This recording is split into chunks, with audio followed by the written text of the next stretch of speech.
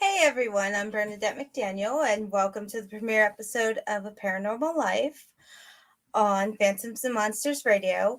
I'd like to remind you to like, subscribe, and share. Our super chat is open, and tonight we are interviewing Steve Stockton. He is the host of two YouTube channels, 13 Past Midnight, as well as Missing Persons Mysteries, as well as the author of various books. So I would like to welcome Steve to the show. Hey there, Bernadette. How you doing? Good to be here. Good. I didn't know this was the premiere. I wish I had a better act for you now. Oh, no, you're fine. Trust me. I'm just kidding. We're going to have a great show. I'm excited and happy to be here. I'm excited to have you. Thank you so much again for doing this. Oh, my pleasure. So tell our audience a little bit about yourself for those who don't know you. Oh, well, like I said there, I'm going to have a couple of YouTube channels, 13 Past Midnight, and then Missing Persons and Mysteries. That's the big one. Just passed 238,000 subscribers over there. So that's what I enjoy over there. I like being a voice for the missing, a voice for the people that have no voice. The mystery side of that, we get into some strange things and some paranormal, but our focus will always, first and foremost, be the missing. If we can bring one person home or give one family closure, then we've done what we're set out to do. But I've been interested in the paranormal all my life, starting about age 4 or so. I started having strange experiences. Saw my first full body apparition at age 6, and just like the name of your show, I've truly lived a paranormal life, and love it. Write books and do the videos and voiceover work and create content for some other channels and stuff. I love what I do. Right. And that's the thing. I mean, I think those who have experienced like you, we tend to gravitate towards this kind of life. So yeah, I'm not so much sure if I picked it or if it picked me. Right. Because I've had that feeling before. I was thinking a few years ago that every house I've ever lived in was haunted to some degree. And then recently I've decided it's not the houses so much, it's me that's haunted, and the stuff just kind of, I'm an attractor, or seem to be. I'm okay with that. I tend to agree with that. I have the same experience, so I tend to agree with that. So let's talk about missing persons tonight. Okay. So what would be the biggest story that sticks out to you? The one that's stuck with me the longest is the Dennis Martin disappearance out of the Great Smoky Mountains in 1969, Father's Day. Him and his father, brother, and grandfather had gone up there to a place called Spence Field, which is up above Cades Cove. And I grew up in the area. We lived in Knoxville, just an hour or so away from the Smokies. I was about the same age as Dennis when he disappeared. I think he was about a year older. And it really stuck with me. And I watched the news every day. Somewhere, I think at my brother's house, I've got 2 scrapbooks full of newspaper clippings about that case. And he was never found. I mean, they didn't find any sign of him. So what was... Oh, go ahead. Go ahead. I was just going to say that was the first time, in my childlike mind that I just, kids can go missing. Something can happen and they can never be seen again. And said just the age that I was, I thought, well, we don't live that far from the Smokies. Maybe he wandered down here. Now, we were close, but by car. But I got out on the country roads that we lived on and looked for him on my little Schwinn Stingray. Thought he might be hiding in the bushes or something. And so that case has always stuck with me. He's been missing, I can't do math in my head, but 50-something years now. And just no clue, no answer. That's one of the strangest missing person cases ever. And I mean, they're all strange to a degree. They're all sad. Some of them do have a supernatural element, seems like. Some of them, it's just pure misadventure, people being ill-prepared. There's a little bit of everything in there. It's kind of a mixed bag. So what was the circumstance around his disappearance, if you can tell us? Well, they had hiked up to Spence Field, and they met another family there, also named the Martins, no relation. And that family had some children, and the kids were all playing together. And they were playing, depending on which story you hear, either hide and seek, or they were going to sneak up on the adults and scare them. Dennis's dad watched Dennis go like behind some brush, a pile of or some bushes there. And then when the other kids came out, like, where's Dennis? And we don't know. We haven't seen him since we started playing. His dad walked right to the clump of brush where he saw him go missing, went all the way around it, went in it. There was no Dennis, no sign of him. And that's right there in the edge of the Appalachian Trail. So he sent the grandfather, his father, down to the ranger station. And his dad took off down the Appalachian Trail in a dead run. No sign of him. And it turned into, at that time, the biggest search and rescue effort the Smokies had ever seen. Inclement weather rolled in, hampered the search. And I think the only thing they might have found, there was one footprint that they thought might have been Dennis's, but they weren't even sure about that. And just no sign of him. Now, there's lots of theories. There's stories about feral people that living in the mountains, and they might have taken him, or some people claim a Bigfoot got him. Others claimed it was like, a human abduction or something like that. But it's all speculation. We just don't know. Right. And that seems to happen with, like, you had a video of Cherrie Mayhem on your on missing persons, because I'm very close to that area, and how you said that affected your life. Cherrie Mayhem's kind of affected mine, because my mother told me about that. Yeah, I was just a baby at that time, and she was terrified. That's another strange one. She literally got off the school bus and disappeared in the 2 blocks or so to her house. Right. And I think her dad was standing outside watching for her. Yeah. There was a van that had a mural of somebody skiing on a mountain on both sides of it that was parked near where the bus let out. I mean, obviously, people would remember a van like that. Nobody ever came forward and said they owned it or they knew who owned it. There was a rumor that it was spray painted black afterwards. Yeah. There's a lot of different theories in that one, either that she was abducted. And again, I don't like to victim shame or victim family shame, but there's even one theory that her parents sold her or did something with her, and that they know what happened. So, and as unfortunate as this, that does happen sometimes. There are cases where in the end, you'll find out that the parents were either involved or knew what happened or were in some way complicit. Right. And that, from what I was told, that van was seen everywhere around the surrounding areas and even into Pittsburgh and everything. If somebody had to have known what happened to her, but it was just a very strange case that I know affected my life, because my mom had said, I was a little bit over a year old, and she had seen it, and she had freaked out or something similar to it, and she had called the police. So when you did that story, I was just like very shocked to see it. Yeah, that was, we try to find those older cases sometimes and bring them to light, especially the unsolved ones, because like you said, somebody out there knows something. Somebody knows who that van belonged to, or, there's just, again, something. There's a cover up or something. Just a lot of people. Well, I mean, look at the Delphi case. That's those horrible murders. That's a very, very small community in Indiana.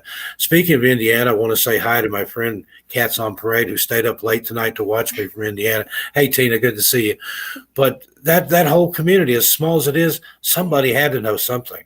And now, they think they've arrested that Richard Allen, and I don't know. It looks strange. I've heard some rumors that maybe the wife was complicit on that. Yeah, there's Cherrie. Yeah. She's a beautiful little girl. She was. And it's just such a sad case, because I remember, was it 2 years ago, the local news did a new thing about it, and her mother showed where they lived, and you could just look down the driveway at where the bus stop was, and how she disappeared from that, that far of a distance is just. And that's the hardest cases for me, are the ones involving children. I'm empathic to a degree. I don't have any abilities or anything like that I claim, but my feelings tend to be amplified. In some of these kid cases, literally, I have to stop and compose myself when I'm making the video, and just because it's so sad. They're heartbreaking. Any missing person is sad. No one missing person is more important than another, but it's really sad for the children. Yeah. So what do you think is the paranormal aspect of some of these cases? Well, some of the really strange ones are the people that go missing and then are found alive, and then some of the stories they tell. And it happens to children as well as adults. There was one little girl covered recently that went missing, She was picking berries. That's another odd thing. A lot of times people go missing in or near berry patches. She was picking berries with her family, and they literally just looked around and she was gone. She was missing for 2 days, and then searchers finally found her, and she was cool, calm, and collected. Didn't look like she had been out in the woods for 2 days and nights, and still had some berries in her hand. But she claimed that wherever she was, that the sun shined the whole time, that it was never dark. That's a really creepy part of it. And then I've heard other stories like that where somebody would maybe be missing for days, but it would seem like to them that only minutes had passed, that they could not believe they'd been gone for 2 or 3 days or whatever. It just seemed like an hour or two. And then there's the obverse of that, where there's people that were only missing for a few hours, but in their memory, they saw the sun rise and set several times. So I don't know. I've heard all kinds of theories put forth on that. Portals, glitches in time, something in the Matrix, a glitch in the Matrix. I don't. But that's the thing about there. A lot of this, there are no answers, and that's been my experience with the paranormal too. Because when I first started out, it was a quest for answers. But the more I've looked into it, it's become more of a looking for the next set of questions, because there are no answers. Plus, I think if we had answers, it wouldn't be anywhere near as much fun. No, I agree with that. If we had a Bigfoot or if we captured a UFO, that would kind of just ruin all the mystique for me. No, I agree with you. And the same as, with me, I keep looking for answers as to why I've experienced what I've experienced, but I just keep getting more questions the further in I go. But Soraya Ascath, who has a show called Where'd the Road Go, he analyzed it one time and said it's like trying to put a puzzle together, but you don't have the box to look at to see what the picture's even supposed to look like, and then you realize that it's probably 3 or 4 puzzles mixed together, and it's impossible to put together. And that's kind of what we're dealing with, I think. I like that analogy. I really do. Yeah, that's great. And you bring up, how some missing children are found and, they've experienced different things. That reminds me of the little boy who was found a few months ago, the little boy from Montana, and the picture of him. I forget what his name was. I can't remember, like Max Weber or something like that. Something like that, yeah. But we had some of the oddest comments on that. People were saying, whatever that is, put it back in the woods. That's not the same kid. That's a changeling. But he had that. When I was a kid, I saw a lot of Vietnam War veterans come home, and they would have that shell-shocked look, that 1,000-yard stare. And that's the way he was. His eyes were big, and he was just, he'd seen some stuff. Yeah. And that's another strange one. He was wearing those little footy pajamas, and they were just barely dirty on the bottoms. And this was supposedly a kid that had been out in the woods for 2 or 3 days and had walked several miles and was hiding in somebody's garden shed. And that was how they found him. They heard him in this garden shed talking and laughing to himself. So that's a weird one. Now, I love the ones like that. I mean, it did have a happy ending, but where was he? What happened to him? There's a lot of cases like that where children will be found miles from where they started, and toddlers, and but they won't have any scratches or dirt on them or anything. It's like they were just teleported or taken and carried, if it was some sort of a human activity involved. And it makes you wonder, because they're just small enough that they can't tell you like a full story of what happened. There he is. There he is. Yeah. And it doesn't look like the same little boy. It doesn't look like he's like I said, he's been through something. It looks like he's got PTSD. And look at the feet on those little pajamas that he was in. There's no way that kid walked for miles in the woods. In I think it was even raining in the area where he went missing, or had been raining. Yeah. And I mean, kids are unsteady that small on their feet. I mean, he should have fallen somewhere if he was in the woods. And I mean, his pajamas look perfect almost. But yeah, like I said, we got a lot of strange comments. That's not the same kid. Yeah. Whatever that is, put it back in the woods and go find the real kid. I mean, there was some humorous ones that's not really a laughing matter, but I can see their point. It does not look like the same kid. No, but I agree with you. He looks very, very stunned and everything. Have there ever been any cases of adults coming back and being able to say, hey, this is what happened, this is what I saw, or they've just clammed up and not wanted to say anything? There are people like that do come back and they don't want to discuss whatever they experienced, what they saw. And like I said, the ones that do, it will be some sort of almost fanciful tale, like they were at a place where the sun never set, or where they saw it set and rise several times, but they had no memory. And sometimes it'll be just like I was walking on the trail, and suddenly I realized I wasn't on the trail anymore. I didn't know where I was. I didn't know how to get back. And there's been cases where people have even heard and seen searchers in the distance, like within shouting distance. They're yelling, they're waving their arms, but it's like they're in some kind of other place where they can't be seen or heard, or vice versa. Mm-hmm. So do you think so? In your personal opinion, what do you think it could be? Do you think it could be Bigfoot, fairies, a portal? Yes. I think it could be any or all above. It depends on the case. Like I said, sometimes it's just pure misadventure, people being unprepared. There are people that want to go missing. You have people that just wander off and start a new life, and that happens sometimes. And there's no law against that. You can go missing if you want to, but I think it's sad when they do that, because the money that's spent for search and rescue if somebody wants to disappear. But some cases it looks like it could be some sort of entity or a cryptid like Bigfoot. Some of it is, and I gave a talk about this in San Francisco back in March. A lot of the disappearances are similar to alien abductee experiences. It's what they saw and what they remember. I drew a nice parallel between that. I thought, is it screen memories? Is it something that's been put there, like Whitley Strieber remembers owls, but then under hypnosis it was gray aliens. So stuff that people see and experience in the woods, is that really what they saw or experienced, or was it something else? There are animals, there are predators in the woods. When you're out in the woods, you're not the top of the food chain anymore. But bear attacks, big cat attacks, and things like that, they're few and far between. Like in the Great Smoky Mountains, which is the most visited national park in the country, sees anywhere from 12 to 15 million visitors a year. There's been, I believe it's 5 fatal bear attacks since the park was founded back in the 30s. Actually, the thing that's killed most people in the Smokies is flying over it in a small plane. There's been 50-something plane crashes. So don't mind the bears, but stay out of those small airplanes.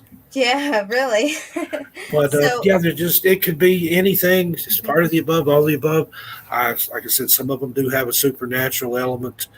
But what I was getting to with the animal attacks like that, there would be some evidence.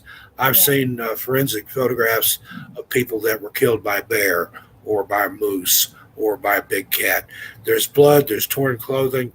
A bear is not going to eat your belt buckle or eat your hiking boots.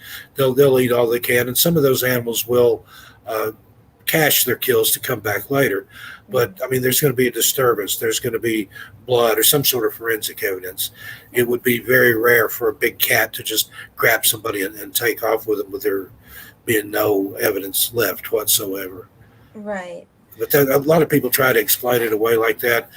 Somebody was mentioning in the chat just a few minutes ago, there was a little boy that went missing and claimed that a bear found him, carried him back to its cave, cuddled with him, kept him warm, and fed him berries. Well, you and I know that bears don't do that. I would like for somebody to show the little boy a picture of like you've got on the screen there and say, did the bear look like this?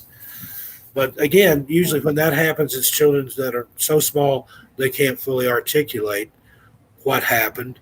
And then when they get older, they may not even remember it fully. Yeah. And I mean, that brings me to a good point too, and brings you to a good point. Like somebody would show this to a kid and the kid would go, yeah, but they would also show them, say, your picture or my picture, and the kid would go, yeah. I mean, and depending how small they are. Because I have a toddler, so I understand, Yeah, and if he'd never seen or had no concept of a Bigfoot, it might look like a bear to him. Yeah. And Donnie Cho, there's asking, have come across stories, accounts of people possibly being killed by Bigfoot or Dogman. Yes, I've heard those often. There's one video we're working on now about the Bennington Triangle in Vermont. A lot of strangeness up there. There's been Bigfoot sightings that go back to like the stagecoach days. In one story, the stagecoach was stuck in the mud. The driver's trying to get it unstuck. This big hairy creature comes out of the woods, looks in the coach at the people, screams, turns it over, and runs back into the woods. I guess he didn't like what he saw. But in that same area, they found a man, a hunter, a seasoned hunter, that looked like he'd been crushed to death, but he was just out in the woods. And there's speculation that that was some kind of whatever this cryptid or creature is. That happens sometimes with missing person cases. They will find somebody in a boulder field that looks like they've fallen from a considerable height, but there's no height for them to have fallen from. Well, some of the different tribes, I think it's the Algonquin in New England, and I can't remember which tribe it is in the Pacific Northwest, but they have a legend of a creature that appears as a rock, and it has the ability to open up and swallow people, and then when it closes back, it literally crushes them and then spits them back out. So these people that they find in boulder fields, I think if you've been crushed inside of a rock creature, you might look like you'd fallen from a great height. That's just, there's some stuff that there is no rational or scientific explanation. And in a lot of these cases, Occam's razor does work. The simplest explanation is usually the most accurate. But some of these, there is no simple explanation. No, I totally agree with that. We also have another question from Vincent Richardson. Do you think a percentage of the missing people is due to occult violence and rituals? Now, there is some of that. I went up into Olympic National Park and Olympic National Forest recently. It's been a few months ago, looking into some missing and disappearances up there. Ted Gunderson, ex-FBI agent, he has a whole theory about what's gone on there in the Olympic National Park and National Forest. He claims that he knows of a place where there are dozens of bodies buried from people that were used in occult rituals, blood sacrifice type stuff. So I'm sure there's some of that does go on. In some of my wandering, I've came across what I believe to be ritual sites, but there wasn't any human victim or anything. It was but I've seen where animals have been sacrificed. And that's frightening when you come across a tableau like that and realize, this is people that do things like that. They're hiding in the woods and doing it for a reason. And I've got a story in my first book, Strange Things in the Woods, about somebody that came upon a ritual site, and they'd driven their car as far as they could, and then walked in, and they found like arrows and things made out of logs, like trail markers. And they came out in this clearing, and there was a big circle there with logs that looked like maybe altars, and it was arranged in the shape of a pentagram or a pentacle, depending on which way it pointed. But there was evidence there that a goose or some type of big bird had been sacrificed. The guy gets kind of spooked and heads back to his car, and he gets to his car where he parked, and somebody had written "Beware" on the windshield in mud. Boy. Again, people that do things in secret, there's a reason that it's in secret. Yeah, no, I agree. And to follow that trail, I mean, he was pretty brave. I mean, I wouldn't have. Well, he wanted to see where it went and didn't really get an idea of what it was until he got to this clearing, and there's a log pentagram and upside down crosses and things. And then it's like, okay, maybe that wasn't such a good idea. Yeah, maybe I should go home. How many of these cases do you think maybe involved the staircases in the woods? Do you think that has anything to do, or do you just think it's, like an urban legend? I'm kind of in the middle on that one. It's supposedly like a creepypasta or something that's just been made up. But then I've talked to people that swear they came across the staircases in the woods. Now, I've seen old home sites and things like that where there might be, some steps or foundation or something left. But they're talking about actual staircases. But my thinking on that if it is something supernatural or paranormal, if you had some kind of craft that you had to land in the woods regularly in a certain place, or you say you had a portal that could open up, you'd want a set of stairs there. And then I'm old enough to remember the old jet planes when you landed and they would roll the stairway out onto the tarmac and you would come off the plane and down the stairs. Same concept. Maybe something lands or something opens up and, oh, here's your stairs. There you go. Watch your step. Thank you for portaling with us. No, that's actually a good one. I actually never thought of that. I mean, but I don't know who would be like, I don't want to say dumb enough, but brave enough maybe to go up those stairs. I've been asked that question. If I ever came across a set of stairs, would I go up it? Or if I ever saw what looked like a portal, would I step through it? If I had my dog with me, I would. I've got a cat now too, so I'd have to have both of them. Got a cat for my birthday. But yeah, Sandy, my channel manager, gave me a black cat named Bittens. I always wanted a cat and always wanted a black one. My mom wouldn't let me have cats, and she was so superstitious I could have never had a black one. So, but anyway, yeah, if I had my animals with me, I would like to step through. But a part of me would think, is it going to be like the old Land of the Lost TV show from the 70s where I'd be fighting dinosaurs and slee stacks and, that sort of thing. But oh, go ahead. I don't know, just because what if you couldn't come back?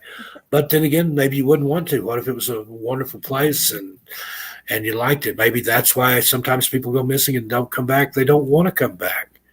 Yeah. No, I agree. It's fun to think about. Right? And I have to say black cats are the best. I have 2 of them. They're the best animals. They're just so loving.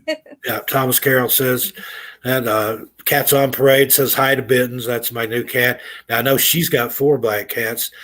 Sandy, my channel manager here, she's got 7 cats. 5 of them were black, but Bittens just immediately decided I was her favorite human and attached herself to me as soon as I got here. So that's how she ended up being mine, or I'm hers, or whatever. But I think cats are intuitive. I've seen these cats. This house has some activity in it, and I've seen the cats like staring at something down at the end of the hall that nobody else can see. And then after a little research, we did find out that back in '86, a lady passed away in that back bathroom. She had stage 4 breast cancer and didn't want to go out like that, so she overdosed and died in the bathroom back there. And I've seen what looked like the hem of a house coat or something go around the corner into that room when there was nobody back there. And I've had some some clairaudient experiences here too. Mm-hmm. Oh my goodness. So your house is really, really a good house then. Yeah, there's at least 3 spirits here, but this isn't even the most active house I lived in. I lived in one in Las Vegas that was built back in the 30s in an area where at that time, there was no Las Vegas Strip until the 40s. Everything was down on Fremont Street. And where this house would have been in the middle of the desert. And it had been a mob safe house that had a hidden room behind a bookcase downstairs. I was out checking my mail one day, and I felt somebody looking at me. And I turned around, there was an elderly gentleman standing there. And I'm like, can I help you? And he said, forgive me for staring, but I just wondered what kind of person could live in that house. And then he'd lived there since the 50s, I think, and he knew all these stories. There was the mob safe house.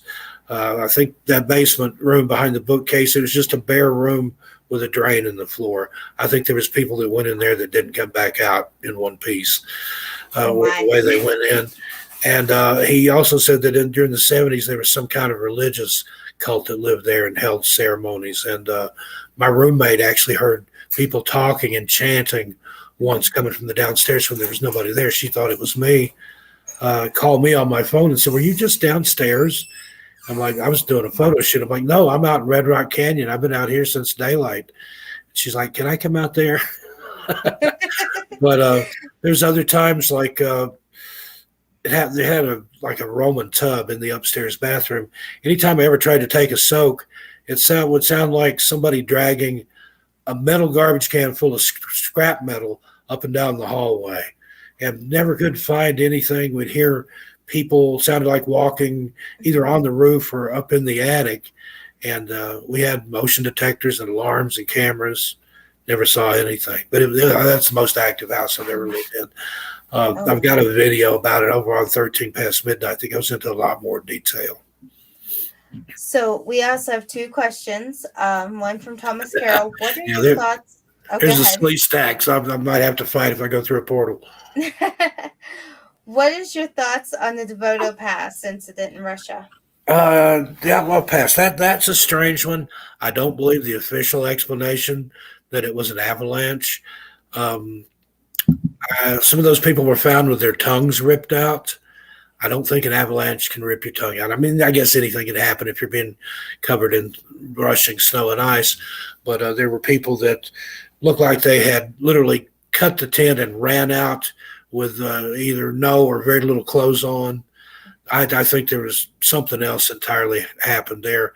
And if I'm remembering correctly, I think there's high radiation levels measured in that area too. So I don't believe the official explanation. There's more to that story. Right. So I'm going to probably butcher her name, and I'm so sorry. Catheda Gray says or asks, is the little girl who was berry picking from Tennessee in the 1950s, I believe? Yeah, that's a different case than the one I was speaking of. That was a recent one, I believe. I've done so many of these, sometimes they get jumbled up in my head. I've got a master spreadsheet that's got just about every case we've ever covered, and there's literally hundreds, if not thousands of them on there. But I know the one you're talking about, and that's a different one. There's a prevalence of that sometimes. People that are picking berries tend to go missing, or the people that go missing were picking berries. I don't know if the berry picking had anything to do with it. People that go red, or they're wearing red. People that go missing tend to be wearing red. I'll get it phrased right here. They also tend to be of German descent. A lot of times it's people that are in peak physical condition that go missing. You'd think it'd be just the opposite. Somebody that wasn't very trail hardy, you could see something happen to them. But there's people that are like trail runners. Before the show, I was talking about that guy that went missing up on Mola's Pass when I went up there recently to film an intro and outro for the video about him. He was setting up a trail run up there, like a 30-mile run through the mountains. So these are people that know the mountains and know these trails and things. And that seems strange to me that people like that can go missing. Yeah. And what are some of the other factors? Like I said, people wearing red, people of German descent, people in peak physical condition. People that go missing tend to be either very, very highly educated, like PhD level, or on the autism spectrum. There's not a lot of people in the middle there, the missing. That makes you wonder why. It's almost like something is picking certain people. Like, and I don't know. It's something to think about. And the red, you would think that anybody wearing red would be easy to spot. Yeah. But Dennis Martin was wearing a red jacket when he disappeared. There was a college-age girl disappeared in, I think, the 40s, maybe before, in the Bennington Triangle that I was talking about there. She was wearing a red coat. Mm-hmm. So there's, I think one of the strangest ones we ever covered was a guy that went missing from a bus. He had ridden to have dinner with his family, got back on the bus. People saw him on the bus. Mm-hmm. But then when the bus got to where he was supposed to get off, he was no longer on the bus. The bus hadn't stopped anywhere.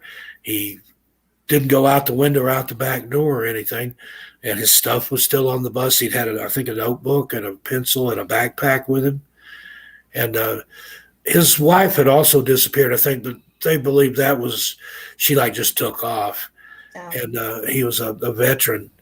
But he disappeared from a bus, from a vehicle. So that's really strange circumstance. Yeah, that seems odd that, like, no, not even the bus driver. You would think the bus driver would have saw him even get up or move, because they're supposed to be able to, the bus driver and the people there, said no, he was on the bus, and then suddenly he just wasn't anymore. He didn't get off any of the stops. He wasn't on the bus at the final stop, and his stuff was still there. And Cathedra Gray's also asking, she's a friend of mine too, also thoughts about the weather that takes a bad turn when looking for the missing. That happens very frequently, but now the debunkers will say that in a lot of these places where people go missing, national parks and things, for example, the weather can change real quick. In the Smokies, I've hiked up to Klingman's Dome before, the highest point in the Smokies, and by the time I got up to the overlook there, fog had rolled in or it started raining or something. So bad weather can happen anywhere in the outdoors, but it does seem strange that it coincides when people go missing. A lot of times when people have gone missing, kind of a freak rainstorm will come in, or a snowstorm, or something. It's almost like something is manipulating the weather to hamper these search efforts. Now, again, it's easy to connect the dots going backwards, but it happens too often, I think, to be coincidence. I'm not a big believer in coincidence anyway. Right. I think things happen for a reason, or people do things for a reason. Mm-hmm. There was a case, and I can't remember the guy's name, but I think he was leaving a restaurant. He was on the phone with, I think, his girlfriend or something. He was very frantic, and she could hear him either being abducted or something along those lines. Yeah, there's a few cases like that, but I think the one in particular you're talking about is the Henry McCabe case. He had been out with some friends. I think they had been to a meeting, and then they had some drinks. Mm-hmm. And instead of taking him at home, they took his keys from him. Instead of giving him a ride home, they dropped him at a gas station, and he was trying to walk and find somebody. And that's the one where that's some of the most chilling audio I've ever heard. It literally sounds like he's being held underwater and he's screaming, mm-hmm. and you can hear what sounds like a voice in the background say quiet or hush or something like that. Mm-hmm. And there's been some others like that. We covered one case where a guy had been to some kind of sporting event. I think that was in Boston, and he was outside the stadium, called his girlfriend. She was coming to pick him up, and literally she was just around the corner. She comes around the corner. He's nowhere to be seen. She gets out, looks for him. They found his cell phone smashed on the ground. And I'm trying to remember, because there's been a lot of these people that are found later in the water, but no evidence of them having drowned. Like, I can't remember if he was found in the water or if he wasn't found at all. But there's some like that. There was a case in Ohio where a guy was seen on CCTV going into a bar, and he never came back out of the bar. But he was never found, never seen again. Right. And then, like I said, there's some cases where people are found in the water and they've been missing for a couple of weeks, but the body's only been in the water for a few days. So where were they? Who had them? Who put them in the water? There's Smiley face killer theory. That's another one that Ted Gunderson, the one that talks about the occult ritual killings and stuff, he talks about that too, that he thinks there's a group of people, somehow organized group of serial killers, as it were, that take these people and then leave them places, and usually near or right exactly where a body's found, there'll be a smiley face painted, spray painted there. But then again, you can kind of explain that away. That's probably the most popular graffiti in the world, is a smiley face. So is it coincidence that that's found near these murder sites, or is that some sort of clue or a hint? There are killers like that who like to taunt the police. People like the Zodiac Killer, Jack the Ripper, people that would send letters, So who knows? And you would think if somebody was being abducted from a public place, you would see people them. Would witness it, yeah. And that's like the little girl that we talked about, the Cherrie. Somebody, there were other mothers there picking up their children.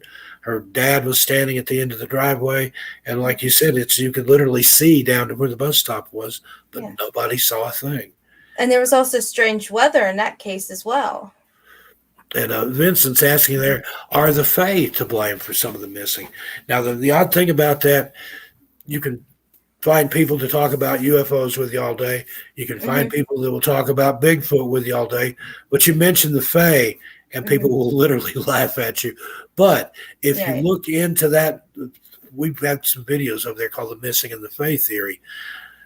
And if you look into that, especially in some of the Celtic countries where the FAE, belief in the fairy folk, is almost a religion. Right. They have stories going back to like the 1800s of little men coming out of the sky in a horseless carriage. Well, that's a UFO incident. Or they talk about hairy giants. The Cherokee and some of the other tribes have legends of hairy giants. But if you put that all into the context of the FAE and you study all the different types of FAE creatures there are. Some of them are like elementals. It's not like these little Tinkerbell things. They're like scary, and they don't like humans. And if you kind of put the FAE theory into thought there, it sort of ties everything together with a nice little bow. The FAE are supposedly known to steal children to keep their bloodlines going, or they'll steal a kid and put a FAE kid back, a changeling. They have creatures, like I said, that come out of the sky. They have hairy, giant type creatures. You can solve a lot of this paranormal stuff by putting it in that context. So, are there FAE? I don't know, but it's interesting to think about it and to put it in that context.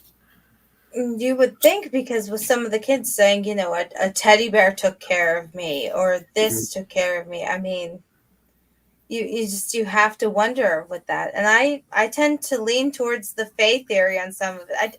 I tend to fall in the camp where it's possibly FAE and maybe a portal.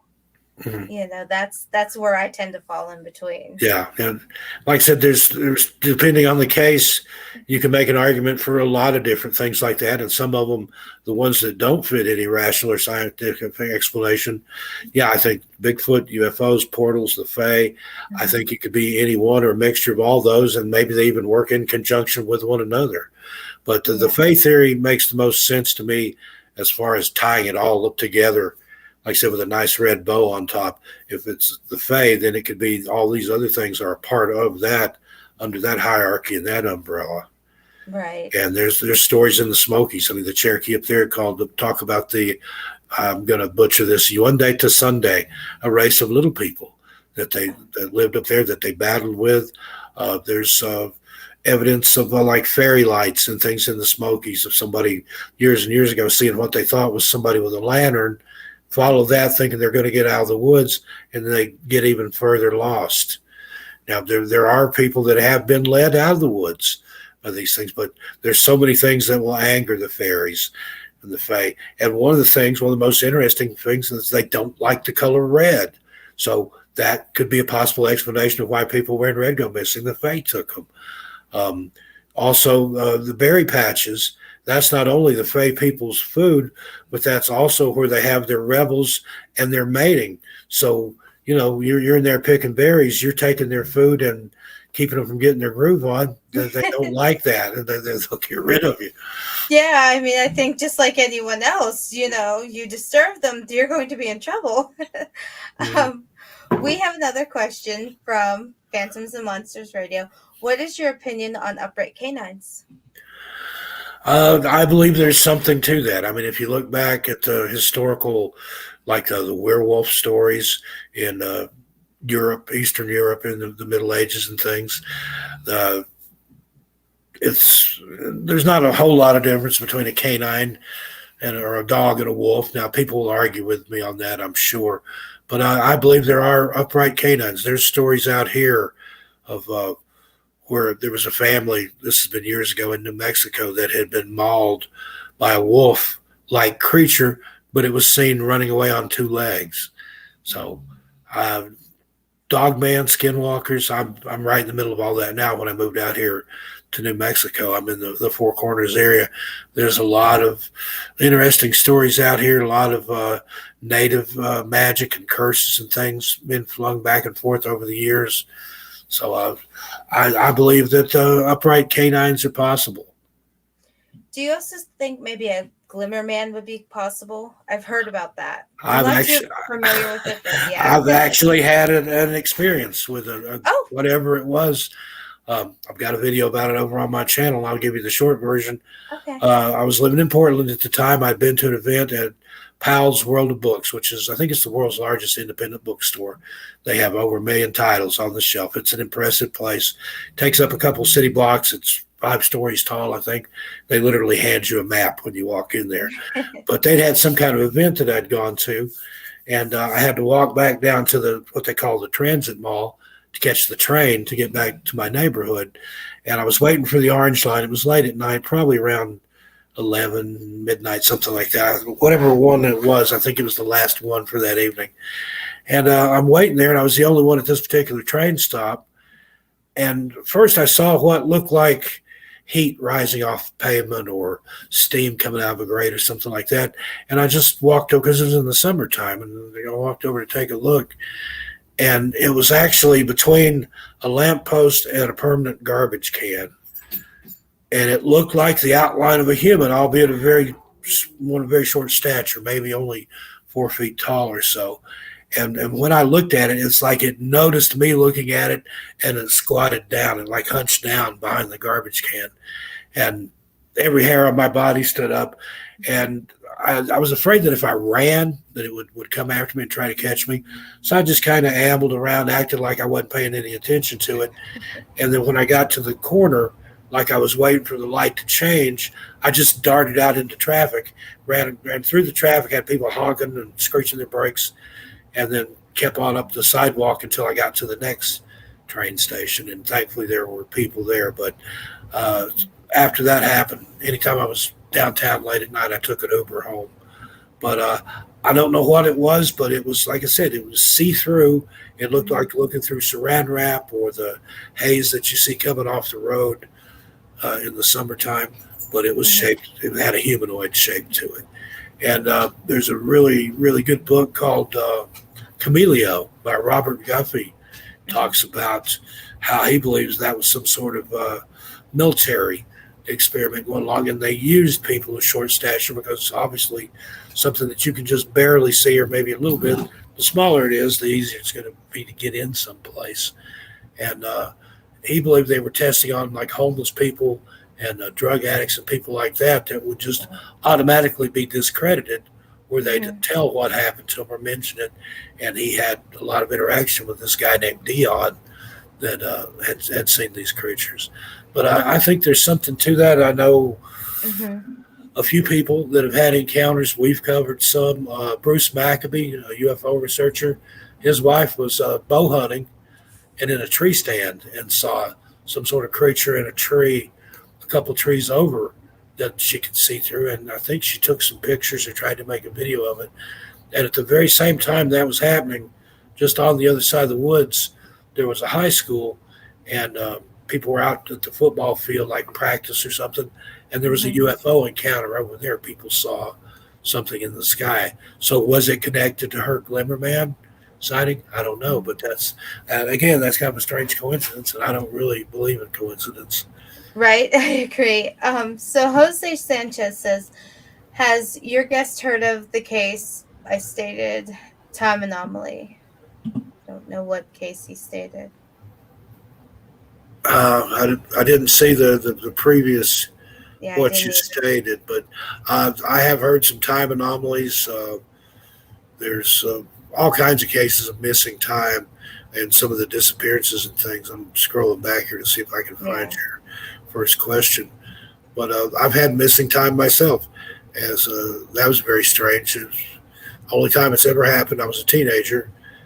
Lived in a subdivision that was being built in 3 phases. Phase 1 had been done. I lived in phase 2. Those are the newer houses. And then up above that was phase 3, and they were just developing that up there. They had the paved road in, but everything else was just wooded lots at that point. And a neighbor guy about my same age, we were both in high school together, we were riding bicycles in the undeveloped part. And I remember riding by this one particular area, and I heard some sort of weird metallic noise up in the woods. And then the next thing I remember, I'm still on my bike, I'm still moving, but I'm going the other direction. And I'm just like, I didn't say anything, but I'm thinking, what just happened? And then we went on down back into our part of the subdivision. He went in his driveway, I went to my house. My parents were like, where have you been? We were getting worried about you. And when we went out, it was like 7 or 8 o'clock. It was after 11 when I got home. So, and I talked to, the guy's name was Danny. I talked to him later, and that night he was like me. He said it was just so weird. I didn't know what to think. I didn't even mention it, and I didn't either. It was sometime later that we actually talked about it, but I lost about 3 hours there. No idea. And same thing with him. He just remembers we were riding our bikes, and then suddenly we were riding the other direction, and 3 hours had gone by. Oh, wow. Have you ever been regressed or wanted to be regressed? I've thought about it, but a part of me doesn't want to know.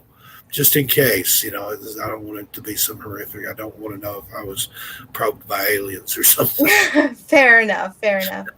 I've also heard that you've had a black-eyed kids encounter. Is that true? Yeah, that's true. That happened back in the 90s. Again, I've got a video about that when I played that during Halloween week over on Missing Persons and Mysteries. Short version of that, I was moonlighting doing computer networking. I was installing a network in a medical office building, and it was in an medical industrial area. Came out, was finished for that night. It was about 2:00 in the morning, and there were two little girls over at the edge of the parking lot. And again, this was in like an industrial area. There was no houses and things around it. I thought, that's kind of weird. And I was getting my stuff in my car, and every time I look over, they were closer to me. I never saw them walk, but they kept getting closer. It's like whenever I looked, they were just standing there, and then the next time I looked, they were a little closer. And then finally, they got under one of the streetlights in this parking lot, and I could see that they had no eyes, or it's like they had lumps of coal for eyes. Dressed similarly, dark clothing, a lighter colored hoodie.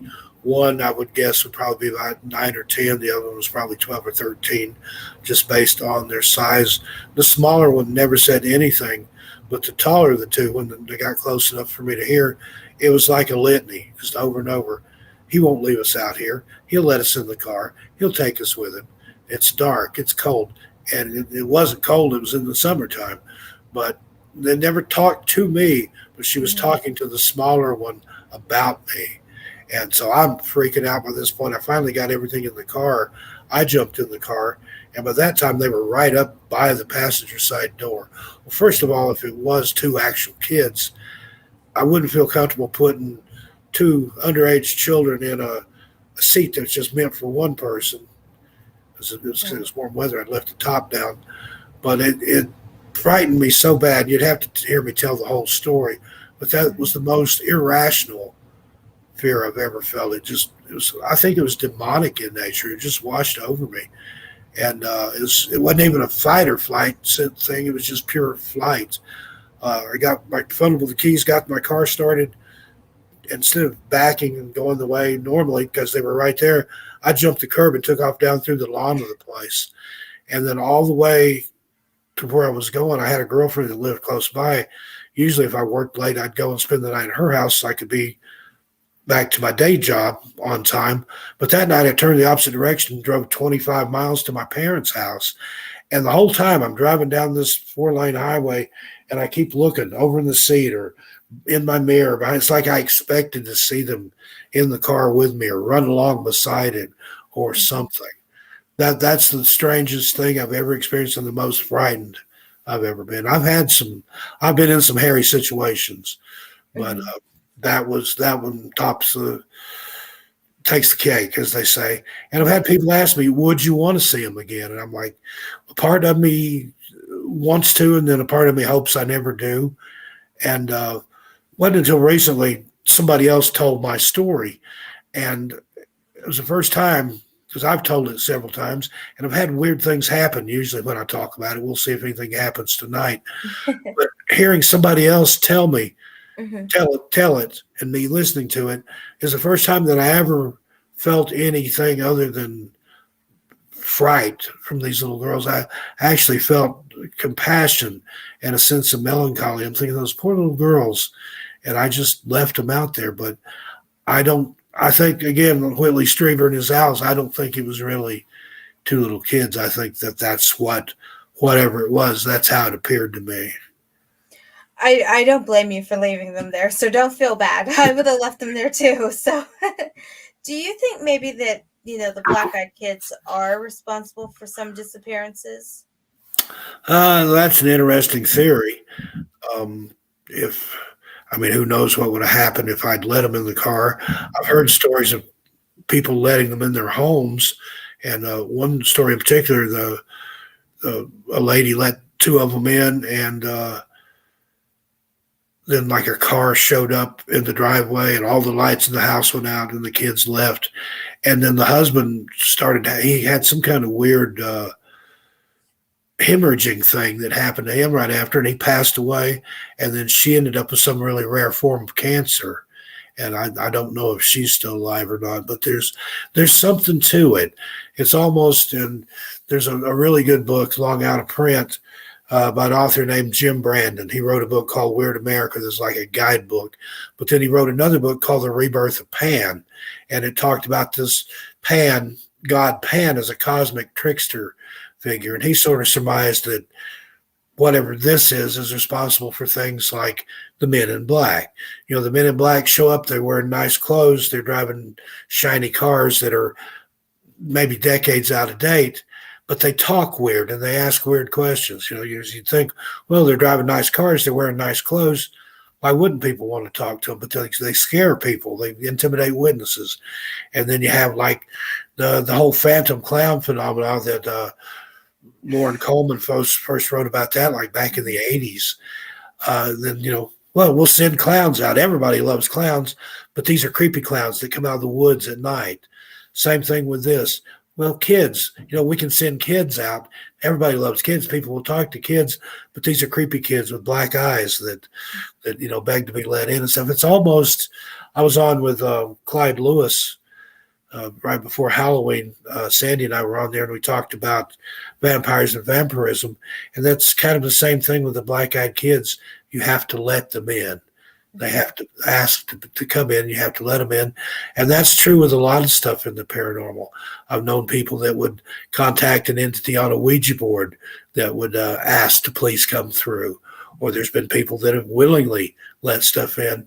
I was on a channel called Amber's Paraworld the other night, and she recommended not putting a welcome mat out your doorstep, that, you know, some kind of wandering spirit or something could see that. You've already welcomed it in. Yeah. And I said, well, what if you flipped it upside down? And she's like, no, that could be even worse, because then something from underneath could see that and come up. She said, just either get one that says go away or don't have one at all. I've heard of that. I have. It's almost like it's trying to figure out what we would be comfortable letting in, like with the clowns. And I jokingly said on a show one time that if they ever come out with black-eyed bikini models with pizza and metal albums, you'll know what happened to me. I just saw a question from Karen Peterson, and it was a good one. She asked if they were energy vampires. Ask if what is energy vampires? I'm assuming the black-eyed kids. I can't find the question now, but I'm thinking. I didn't see it. I think so. I think a lot of those entities are energy vampires or psychic vampires, and there are. There's something about, because that fear that I felt, like I said, it was nothing that I'd ever felt before, and I've seen some scary stuff. I mean, run out of the woods screaming type stuff when I was a kid, but this was beyond that. But there was a darkness, there was a dark energy about them, and I've had experiences with that before. Right after my daughter was born, she was jaundiced and had to spend the night in East Tennessee Children's Hospital under the ultraviolet lights or whatever they use there to fix that condition. And that was like the worst place I'd ever been in. I could feel in my mind's eye, it looked like just a darkness or a dark, shapeless form that was hanging over that hospital and drawing the energy from the pain of these innocent children. And I think there are things out there like that draw energy. And I've had that happen. Like I said, I don't claim to have any powers or anything, but I am empathic. The feelings I have and stuff that I sense and things, it's intensified. But I've had that happen in an old folks' home, retirement home, or hospital. Go in there and you can feel people just pulling the energy off of it. And, you know, an Alzheimer's patient or somebody with dementia, they don't even know that they're doing it. And you have to guard yourself against that. You have to either, I know people that do use visualization techniques to put a white light around you or some kind of protection around you. I know people that carry certain type of crystals and things like that to prevent that from happening. But I believe it's real. I believe that there are intentional and unintentional energy vampires. I agree. I totally agree. In hospitals and nursing homes, just like you said, I think they birthed them basically. or at least some form of them because of everything that happens there. So James West asked, have you ever had any experience with shadow people or a shadow creature? I've seen shadow figures. A house that I lived in Oregon. One night I was walking into the kitchen, and I saw what looked like a shadow of a person, but there was no person. It came out of the laundry room, through the kitchen, the dining area, across the rest of the kitchen, and went into the wall behind the stove, which would have been the garage on the other side of that wall. And I told the lady that I was renting from about that, and she said, "Oh, that's just my husband that passed away. Her husband had died in a car accident, and she would see this shadow in the house." Now, I don't know, if it was him or if that was just her belief, but I saw my dog saw it too. He didn't bark at it, but he's watching it. His ears are up and he's wagging his tail. But it looked like a person's shadow with no person casting a shadow. Now I haven't seen much stuff like that, but I've seen it happen. What do you think they are? What is your personal opinion? I think it's just some other kind of spirit or entity, maybe one that can't turn into a full apparition. I think they seem to work on energy. If you notice, ghosts and hauntings and things, it tends to only last so long. It's like they run out of energy or their batteries drain down. I mean, I've never heard of a ghost of a dinosaur or a ghost of a caveman, anything like that. The oldest haunting that I'm aware of is one in England where a guy had apparitions. It was more of a residual haunting of Roman soldiers marching through his basement, and did some research, and he found out that where his basement was, that was the level of the old road through the area when the Romans were around. But again, it was stone, and I believe stone tape theory, that sometimes things can get captured in stone, particularly quartz or granite, and somehow atmospheric conditions or whatever can cause that to replay over and over, like a videotape. You think about video, all that is, it's a mylar with ferrous oxide on there, and then you run it over the recording heads, it records to that tape, and then you run it over the playback heads, and it's kind of a roundabout way of getting there, but it's the same thing, I think, as the whatever's in granite and quartz and things like that. And they make watches out of quartz. You can make what they call a foxhole radio with a quartz crystal. They have energy. They're able to pick up things and amplify it. They're very powerful. They Now really I'm are. probably showing my age there, but back when I was in the Scouts, we made a crystal radio. You had like a piece of quartz and a razor blade and some copper wire and a nail, and you could actually connect a little earphone to it. You could pick up radio signals through quartz. A lot of people have quartz watches, so there's something to all that. Oh wow, that's Stones, I never knew that. minerals. Yeah, Google. I'm sorry, they called it a foxhole radio, but Google a crystal radio, and you can make one. So I have one more question before we let you go tonight. So what is your theory about wild people in the national parks? Like, do you think they exist? Do you think? Well, I can see how they can exist, because I've heard people try to debunk that and say, well, there's no way people could live in there and you not know about it. Well, my answer to that is you just haven't been far enough back in some of these national parks. And I like to point toward Eric Rudolph, the abortion clinic bomber. He was on the top of the FBI's most wanted list. He hid in Nantahala National Forest for about 5 or 6 years. And this was somebody with no real outdoor or survival experience. And the only reason he got caught, he was sneaking into some little town there in North Carolina and getting Dale bread and snack cakes out of the dumpster, and a rookie cop recognized him from the poster.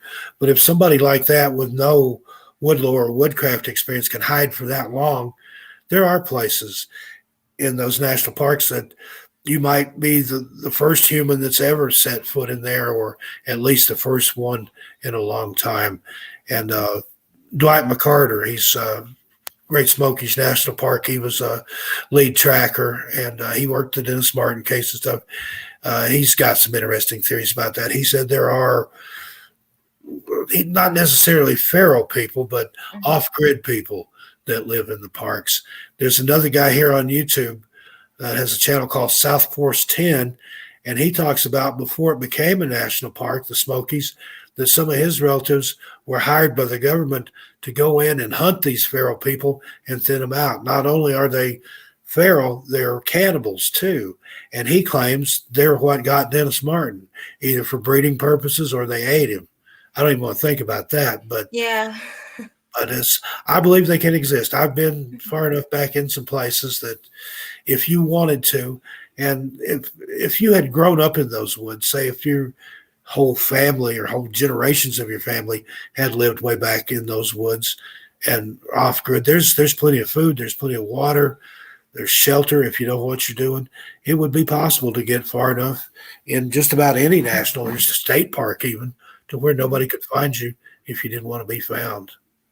I totally agree with that. I really do. Well, it has been a pleasure talking with you tonight, Steve. Thank you so I've much for loved coming. every minute of it, Bernadette. Thank you for having me on. Like I said, I didn't realize this was your premiere episode. But Oh, no, it's I fine. wish you luck, and I think Thank this is you. going to do well. You're engaging and entertaining. You ask the right questions. Oh, thank you. And I would love to have you back. I really would. So Absolutely. And likewise, I want to have you on 13 Past Midnight sometime. I'd I like would to love hear to be on. some of your stories. Okay, we'll talk offline about So, that. yeah, exactly. So tell people where they can find you. The main channel, Missing Persons and Mysteries, here on YouTube, and then also 13 Past Midnight. Thanks for putting my books up there. Strange Things in the Woods is the one that started all that's other people's stories. And it's not all paranormal. There's some things that are poignant. There's some things that tend out to be humorous when they find out it wasn't paranormal, but there's some scary, scary stuff in there. This was originally 2 volumes. My publisher, when I went with a traditional publisher, they combined it into one. And then I used to go on shows and talk about this book, and the host, or if it was call-in show callers, would inevitably ask, well, these are other people's stories. Do you have any stories? And that's where My Strange World came about. This is autobiographical. This is just some of my personal paranormal experiences. And then the new ones, the National Park Mysteries and Disappearances series. These are about disappearances and people that go missing, strange cases, but also went to the next level. It includes lore, ghost stories, a little bit of everything. So it's not just missing people, especially the one about the Smokies, place near and dear to my heart. I've got Cherokee legends in here. I've got haunted hotels and attractions and things and places you can go and maybe see spirits. That was the first volume. I dedicated a whole book to the Smokies. Next volume was just a little bit of California, Yosemite, Joshua Tree, and Mount Shasta, places where I've all had personal experiences. Bill Melder, the other half of Missing Persons and Mysteries, he was lost in Joshua Tree. I had a really strange experience out there at the Joshua Tree, and I've been up on Mount Shasta and seen some stuff up there. Third book in the series, Pacific Northwest, Oregon, Washington, and Idaho. There's more in all this series coming. I'm working on 3 more right now. But those are all available on Amazon, or, as my publisher likes for me to say, wherever fine books are sold. They've got barcodes. They're listed in books in print. But if you just go on Amazon, search for Steve Stockton books, you can find them. They are all wonderful books. They really are, and I recommend them. Did you enjoy the ones that I sent you? I did. They were really good. I think I just sent you the paranormal ones. I'll send you the disappearance ones too. Perfect. I read one of them. I picked one of them up on Amazon. The well, thank you. ones, they were so good. Oh my goodness. I have to read the other ones for sure. Well, thank you. Well, thank you again so much for being here. I truly appreciate it. You will have to come back. I'll come back anytime you'll have me. Thanks to, I see a lot of my people that are here. Jamie's here, Amy, Cats on Parade, my BFF, and Melissa Nicole. All my people, thank you for being here. I'll see you on Missing Persons and Mysteries or 13 Past Midnight soon. Taking a little break. I did the 31 Nights of Halloween, so we're not doing anything over there for about a week, but we will be back. Definitely get some Missing rest. Persons and Mysteries, that's ongoing. We never sleep over there. So, thanks again, Bernadette. Thank you again, Steve. Have a good night. Thank you. Bye. Bye-bye. All right, and thank everyone for being here tonight. I truly appreciate everyone for showing up for the premiere episode next week at 11 p.m. Eastern. I think 8 p.m. Central. A little funky with time difference. Vincent Richardson will be here, and we will be talking about conspiracies. So again, please like, share, comment, and I hopefully will see you here again next week. Thank you so much again, guys. Bye.